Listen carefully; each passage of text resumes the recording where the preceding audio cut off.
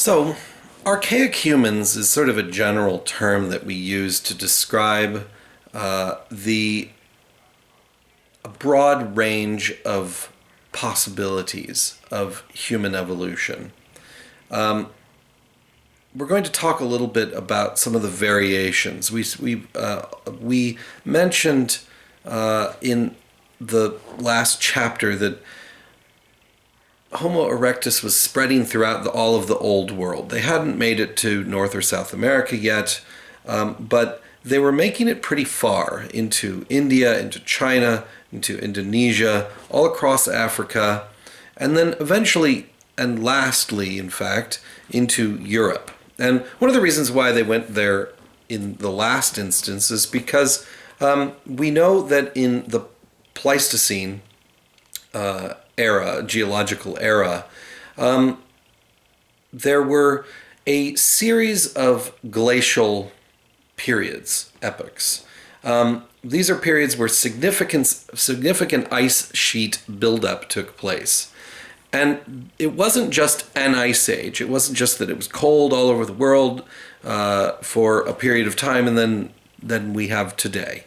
It actually was ups and downs. It was actually a very unstable time in terms of the climate. And it lasted from about at least 1.8 million years ago, but possibly even earlier. So once you start to leave the equatorial regions, you start to go into some areas of the world that actually were quite volatile in terms of the environmental changes that were taking place. Now, when I say volatile, I don't mean the weather. I just mean that it's very hard to predict between generations what adaptations you have to implement. How are you going to survive? There can be big megafauna that you can go and hunt, but they may shift their location according to the environmental changes that take place. You may have to follow them across vast distances. In fact, this may be one of the reasons why Homo erectus was moving around so much, was following big game and hunting them. But some places, especially when the further north you go, and Europe, big chunks of Europe, were covered by ice sheets. Now, this did a lot of things. First of all that ice has to come from somewhere. That's frozen water, some of it kilometers deep. I'm talking glaciers, not just a glass of ice. These were uninhabitable. Nobody lived on the ice sheets. You lived on the land near the ice sheets, but a big chunk of ice like that is going to do things to the environment. It's going to gouge out valleys. It's going to have runoff where there's lots of liquid. It's also going to trap a lot of water from the sea, meaning that the actual oceans and seas were much lower than they once were, or than they are now, sorry. And also, it made things colder. So you have, when there are big ice sheets, it makes the surrounding territory like Siberia. It's tundra. It's open grasslands. Trees aren't very suitable for that environment. So what survives in that sort of cold, tundra-like, steppe environment? Big animals. So you have a flourishing of things like mammoth and bison and believe it or not, woolly rhinos and things like that, and horses, or not true horses, but Pleistocene horses, similar, of the same line, but further back in time than our modern horses. And so, I should just say equids, I suppose. And so, but it wasn't consistent. You couldn't count on those ice sheets being there from one generation to the next. There was instability. We'll come back to this instability and contrast it with the Holocene that we live in, or have humans started to evolve in the last 12,000 years or so. Which is a remarkable period of stability. And we'll look at some of the changes that took place in the last 12,000 years in the context of stability rather than prior to that being instability, ups and downs, peaks and valleys. And these cycles of advances and retreats of ice were variously called different things in different places. So in Europe, they're the Gunz, the Mindel, the Riss, the Würm glacial periods. In North America, they're the Illinoisan and the Wisconsin periods, and they all varied in length and intensity, and when they would, what rate they would onset, what rate they would come about. So some of them had seasonal variations that changed from period to period. Some of them were extremely intense and were difficult to survive. Some of them lasted a very long time. Some of them were much shorter. Some of them came on in a very short period of time. Others just a very gradual change through time that you would probably easier to adapt to. So this is the context that we need to establish for the archaic Homo sapiens or archaic human species that were starting to move into Europe and face these conditions that our ancestors hadn't really had to face before, being originally coming from warm environments, hot environments, in fact. So what does a hairless, thin creature do in a cold environment? Well, remember the brain there, right? We talked about tools for cutting meat, but what do you do when you're faced with the challenge of keeping warm? Well, we'll come to this in a little bit. But first, let's talk about how archaeologists know about this, the context, the environment from the past. Well, we obviously can't go back in time to experience this, but thankfully there is proxy data that tells us about what the environment must have been like in the past. In fact, in some cases, we talked about stratigraphy and digging down in archaeological contexts. Climate scientists do this for the climate too. They're not looking at fossils, but you can go to Greenland and dig an ice core down, and you can dig through layer after layer after layer of snows falling and building up and up and up and up and turning into ice. If you've ever looked at an ice cube that you've put into the refrigerator or freezer, I guess, and looked at it, you might notice that there's little bubbles in there. That's just trapped air. That's what happens in water sometimes, and if it turns to ice, that air bubble will get trapped in that ice. We actually can retrieve ice bubbles that contain ancient air going back hundreds of thousands of years.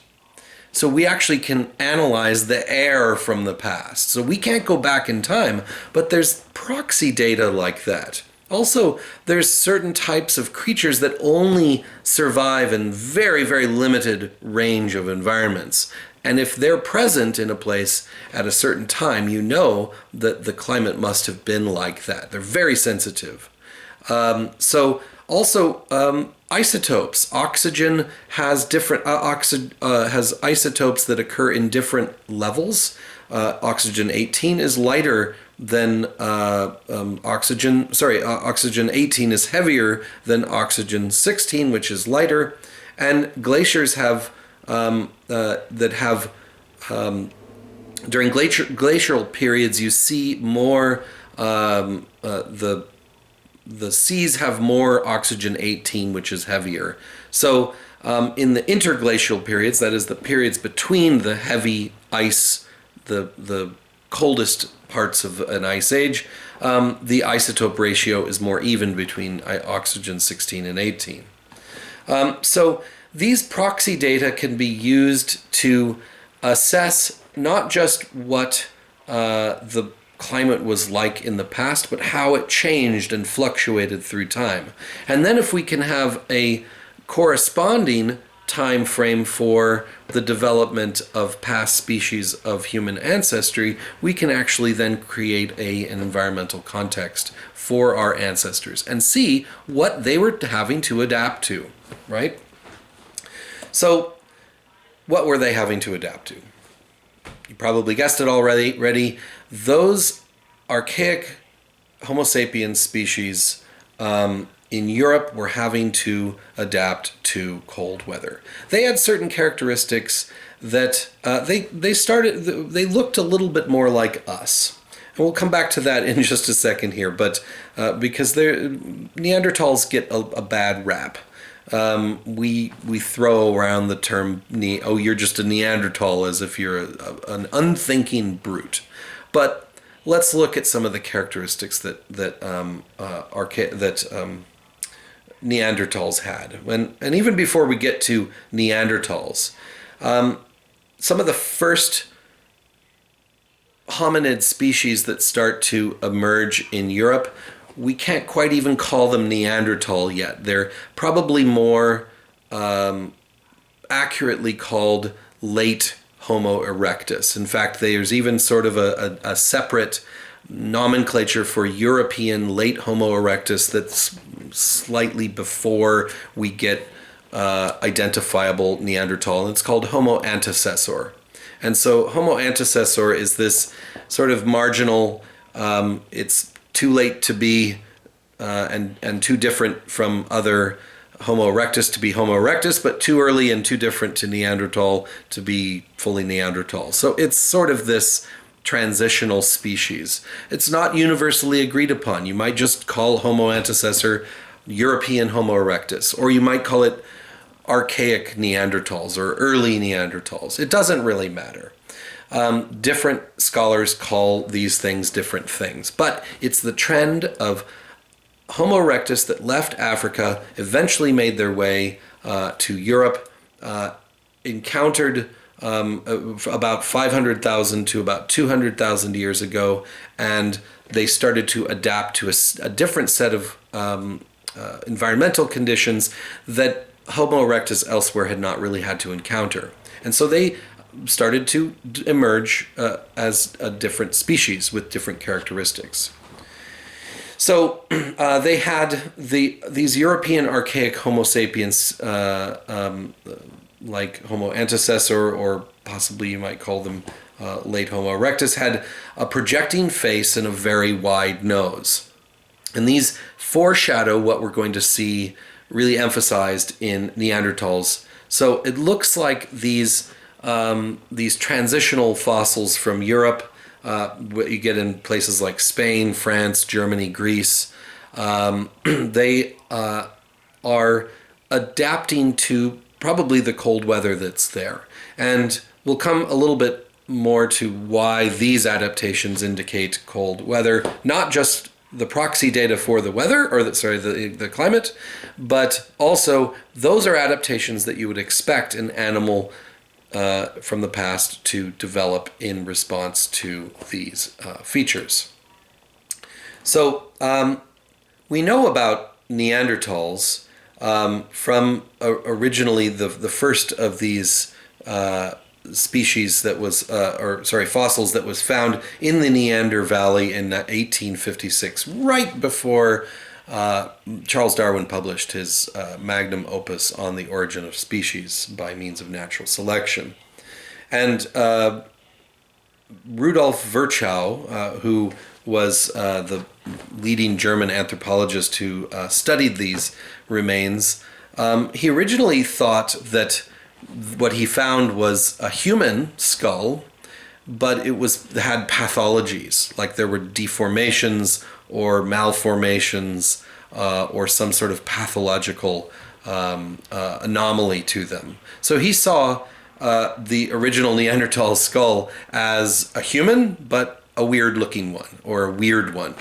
And he thought that it might have had some sort of deformity to it. We now understand that what he was looking at was either a different species or a different subspecies that actually has significant genetic differences to Homo sapiens sapiens, which is us, right? So this is something different. And as we're going to come to later on, we're going to see that Our species, Homo sapiens sapiens, emerged again from probably Homo erectus that still remained in Africa. So our species came in, and as we're going to look at, Neanderthals were not us. We had to do something with them. We had to deal with them. So,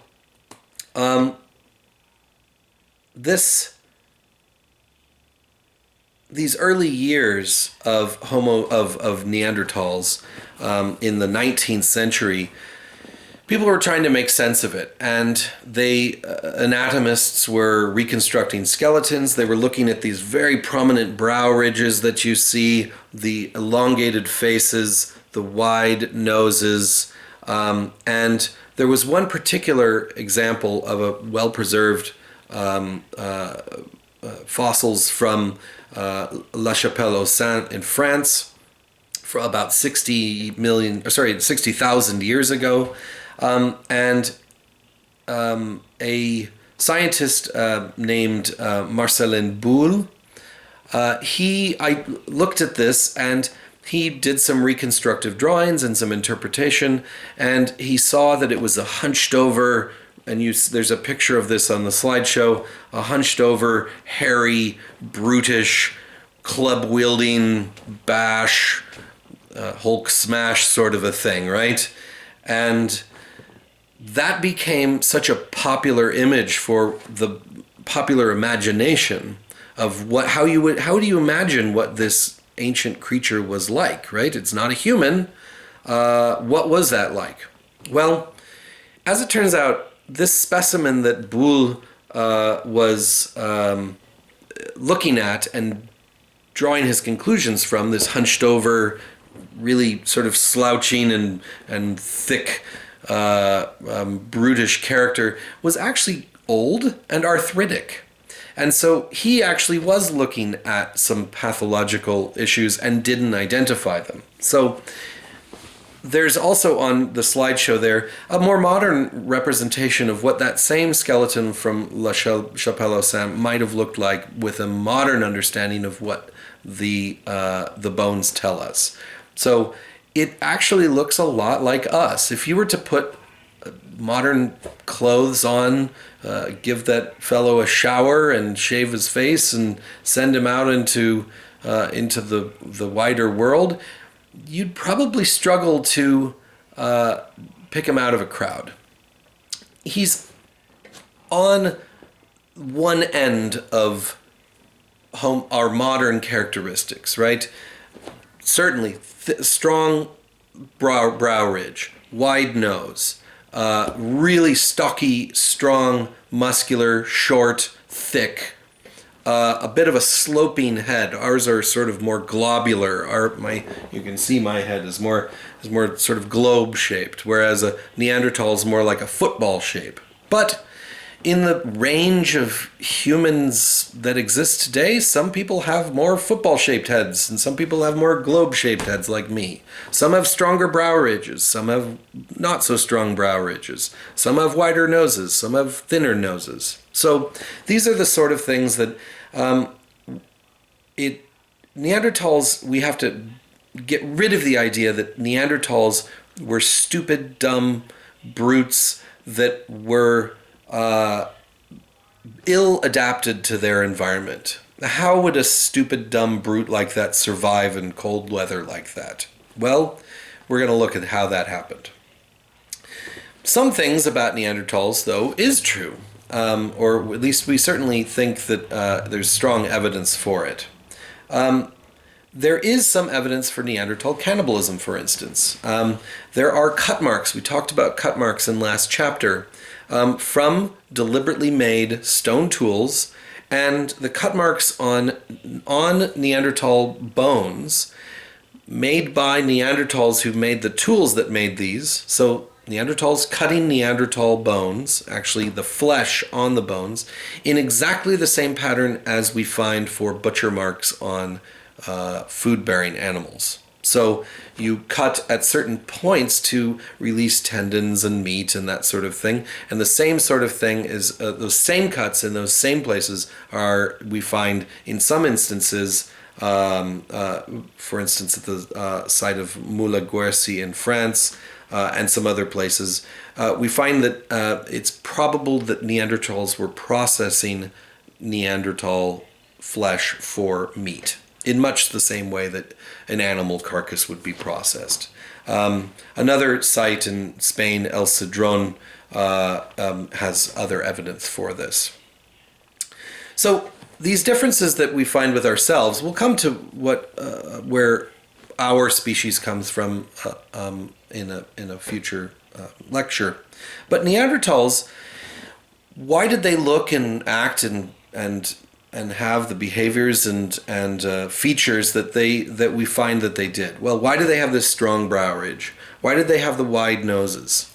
They also have these holes. We have them too. They're called infraorbital foramina, and these are little holes in your face, in the bones of your face. And what they are is to allow your veins to go pump blood into your face and to keep your face nice and warm. That's one of the functions of your circulatory system is to keep you nice and warm at your extremities, and your face is a pretty important thing that you want to keep warm. And so having larger infraorbital foramina, as Neanderthals did, it indicates that they actually had wider holes for bigger blood vessels that pumped more blood to the face to keep them warm in cold environments, right? So having bigger infraorbital foramina is indicative of an adaptation for cold climates. Also, the larger nasal aperture in the bone structure, especially a big nasal cavity, a big wide hole for your nose, is something that is indicative of cold climates, because you're breathing in through your nose, and you need to warm that up, or else you're going to have problems with your respiratory system, but also it's going to have more heat loss and expenditure of energy to heat that up in your lungs. And so if you've got a wider nose, that heats up the air that you breathe in, and that is another adaptation to cold weather. The football-shaped head is probably just an evolutionary accident of the fact that Homo erectus had a fairly football-shaped head, but it also probably relates a little bit to the brain structure. We'll talk a little bit about that in a little bit here. And the brow ridge, strong brow ridge, is protecting the eyes, and so like just as with humans, our eyes are quite important organs for our survival. We're extremely vision is extremely important to us. We don't have a particularly good sense of smell, but we do have a lot of our